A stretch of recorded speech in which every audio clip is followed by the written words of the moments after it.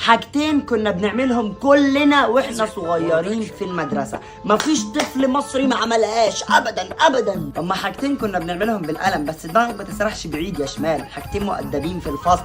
اول حاجه الديسك اهو، والمستر على السبوره عمال يكتب ويشرح وانت في كوكب تاني حاطط القلم والديسكه مايله كده وانت عمال تعمل كده اهو.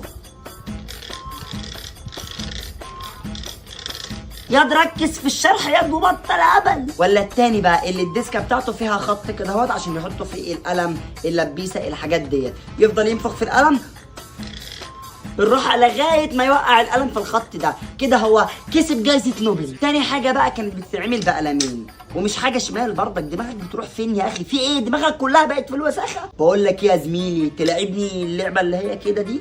ودي يابا، بس هتلعب على جنيه. خلصانه يا زميلي. والمستر عمال بيشرح مع نفسه وكله عمال بينقل اللي على السبوره وهما مع بعض.